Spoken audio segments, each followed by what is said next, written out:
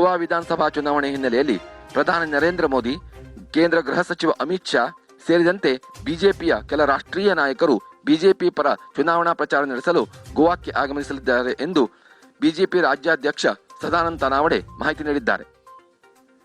ಚುನಾವಣಾ ಆಯೋಗ ಹೊರಡಿಸಿರುವ ಎಲ್ಲ ನಿಯಮಗಳಿಗೆ ಬದ್ಧವಾಗಿ ಜನವರಿ 28ರಿಂದ ಪ್ರಧಾನಿ ನರೇಂದ್ರ ಮೋದಿ, ಶಾ ಸೇರಿದಂತೆ ಬಿಜೆಪಿ ರಾಷ್ಟ್ರೀಯ ನಾಯಕರು ಪಕ್ಷದ ಪರ ಚುನಾವಣಾ ಪ್ರಚಾರದಲ್ಲಿ ಪಾಲ್ಗೊಳ್ಳಲಿದ್ದಾರೆ ಎಂದು ತಾನಾವಡೆ ಮಾಹಿತಿ ನೀಡಿದರು.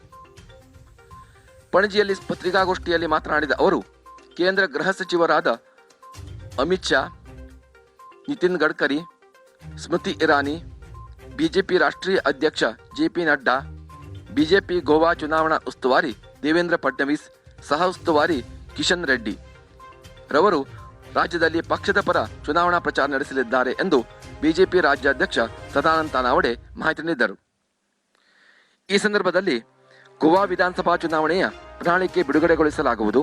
ಪ್ರಸಕ್ತ ಚುನಾವಣೆಯಲ್ಲಿ ಬಿಜೆಪಿ ಗೆಲ್ಲುವುದರಲ್ಲಿ ಯಾವುದೇ ಸಂಶಯವಿಲ್ಲ. ಜನತೆ ಬಿಜೆಪಿಗೆ ಬಹುಮತ ನೀಡಲಿದ್ದಾರೆ ಎಂಬ ವಿಶ್ವಾಸ ನಮಗಿದೆ ಎಂದು ಸದಾನಂದ ತಾನಾವಡೆ ನುಡಿದರು.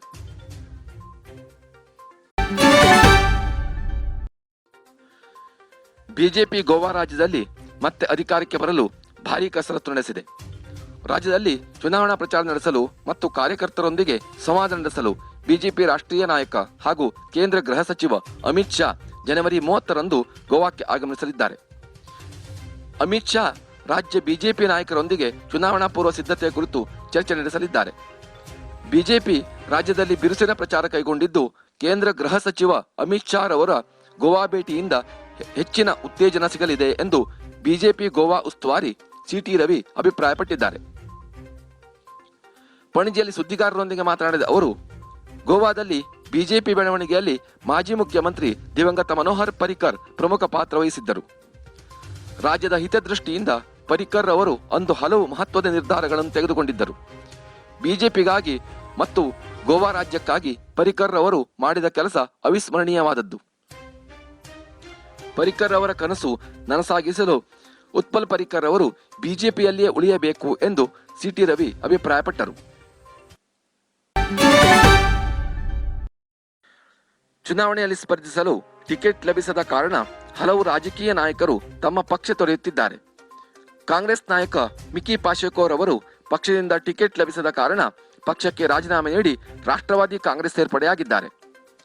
ಇದುವರೆಗೂ ಕಾಂಗ್ರೆಸ್ ಪಕ್ಷವು ರಾಜ್ಯ ವಿಧಾನಸಭಾ ಚುನಾವಣೆಯ 2 ಅಭ್ಯರ್ಥಿಗಳ ಪಟ್ಟಿಯನ್ನು ಬಿಡುಗಡೆಗೊಳಿಸಿದೆ. ಈ ಪಟ್ಟಿಯಲ್ಲಿ ಮಿಕಿ ಪಾಶೆಕೋರ್ ಅವರ ಹೆಸರನ್ನು ಕೈಬಿಡಲಾಗಿತ್ತು. ಇದರಿಂದ ಬೇಸರಗೊಂಡ ಮಿಕಿ ಪಾಶೆಕೋ ಇದೀಗ ಕಾಂಗ್ರೆಸ್ ಪಕ್ಷಕ್ಕೆ ರಾಜೀನಾಮೆ ನೀಡಿ ರಾಷ್ಟ್ರವಾದಿ ಕಾಂಗ್ರೆಸ್ ಸೇರ್ಪಡೆಯಾಗಿದ್ದಾರೆ. ಗೋವಾದ ಮಾಜಿ ಮುಖ್ಯಮಂತ್ರಿ ಹಾಗೂ ಕಾಂಗ್ರೆಸ್ ನಾಯಕ ಪ್ರತಾಪ್ ಸಿಂಹ ರಾಣೆ ಪರಿಯೆ ಮತಕ್ಷೇತ್ರದಲ್ಲಿ ತಮ್ಮ ಚುನಾವಣಾ ಪ್ರಚಾರ ಆರಂಭಿಸಿದ್ದಾರೆ. ಪರಿಯೆ ಕ್ಷೇತ್ರದಲ್ಲಿ ಬಿಜೆಪಿಯಿಂದ ರಾಣೆ ಅವರವರ ಸೊಸೆ ಡಾಕ್ಟರ್ ದಿವ್ಯಾ ರಾಣೆ ಬಿಜೆಪಿಯಿಂದ ಸ್ಪರ್ಧಿಸಿದ್ದು, ಒಂದೇ ಕುಟುಂಬದಿಂದ ಇಬ್ಬರು ಬೇರೆ ಬೇರೆ ಪಕ್ಷದಲ್ಲಿ ಒಂದೇ ಕ್ಷೇತ್ರದಲ್ಲಿ ಸ್ಪರ್ಧಿಸುತ್ತಿರುವುದು ಹೆಚ್ಚಿನ ಗಮನ ಸೆಳೆದಿದೆ. ಪ್ರತಾಪ್ ಸಿಂಹ ರಾಣೆ ಅವರು ಚುನಾವಣೆಯಲ್ಲಿ ಸ್ಪರ್ಧಿಸದಂತೆ ತಡೆಯಲು ಬಿಜೆಪಿ ಶತಾಯಗತಾಯ ಪ್ರಯತ್ನ ನಡೆಸಿದಂತೆ ಕಂಡುಬರುತ್ತಿದೆ. ಗೋವಾ ಸರ್ಕಾರವು ಪ್ರತಾಪ್ ಸಿಂಹ ರಾಣೆ ಅವರು ಚುನಾವಣೆಯಲ್ಲಿ ಸ್ಪರ್ಧಿಸದಂತೆ ತಡೆಯಲು ಬಿಜೆಪಿ ಶತಾಯಗತಾಯ ಪ್ರಯತ್ನ ನಡೆಸಿದಂತೆ ಕಂಡುಬರುತ್ತಿದೆ. ಗೋವಾ ಸರ್ಕಾರವು ಪ್ರತಾಪ್ ಸಿಂಹ ರಾಣೆಗೆ ಅಜೀವ ಕ್ಯಾಬಿನೆಟ್ ಸ್ಥಾನ ನೀಡಿದ್ದು, ರಾಜಕೀಯದಿಂದ ನಿವೃತ್ತಿಯಾಗಲು ದಾರಿ ಮಾಡಿಕೊಟ್ಟಂತಿತ್ತು. ಗೌರವಯುತವಾಗಿ ನಿವೃತ್ತಿಯಾಗುವಂತೆ ಸಚಿವ ವಿಶ್ವಜಿತ್ ರಾಣೆ ಕೂಡ ತಂದೆ ಪ್ರತಾಪ್ ಸಿಂಹ ರಾಣೆಗೆ ಸಲಹೆ ನೀಡಿದ್ದರು ಎನ್ನಲಾಗಿದೆ. ಆದರೆ ಪ್ರತಾಪ್ ಸಿಂಹ ರಾಣೆ ತನ್ನ ಸೊಸೆಯ ವಿರುದ್ಧ ಪರಿಯೆ ಕ್ಷೇತ್ರದಿಂದ ಸ್ಪರ್ಧಿಸುವುದಾಗಿ ಘೋಷಿಸಿದ್ದು, ಚುನಾವಣಾ ಪ್ರಚಾರ ಆರಂಭಿಸಿದ್ದಾರೆ.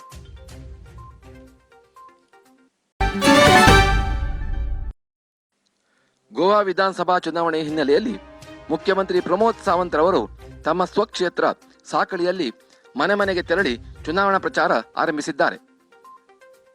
ಸಾಕಳಿ ಕ್ಷೇತ್ರದಲ್ಲಿ ಬಿಜೆಪಿಗೆ ಜನತೆಯಿಂದ ಹೆಚ್ಚಿನ ಬೆಂಬಲ ವ್ಯಕ್ತವಾಗುತ್ತಿದೆ ಎಂದೇ ಹೇಳಲಾಗುತ್ತಿದೆ. ರಾಷ್ಟ್ರೀಯ ಮಟ್ಟದ ಗೂಗಲ್ ಕೋಡ್ 2 ಕಾಂಟೆಸ್ಟ್ 2021 ಸ್ಪರ್ಧೆಯಲ್ಲಿ ಗೋವಾದ ಇಬ್ಬರು ವಿದ್ಯಾರ್ಥಿಗಳು ಹೆಸರು ಮಾಡಿದ್ದಾರೆ. ಸ್ಪರ್ಧೆಯಲ್ಲಿ ಮೀರಮಾರ್ನ ವೆಂಕಟೇಶ್ ಯತೀಶ್ ದೆಂಪೋ, ಜಯಗಳಿಸಿದ್ದು ವಿರಾಜ್ ವಿಶ್ವನಾಥ್ ಮರಾಠೆ ಫೈನಲ್ಗೆ ತಲುಪಿದ್ದಾರೆ. ಈ ಇಬ್ಬರು ವಿದ್ಯಾರ್ಥಿಗಳು 6ನೇ ತರಗತಿಯಲ್ಲಿ ಓದುತ್ತಿದ್ದಾರೆ.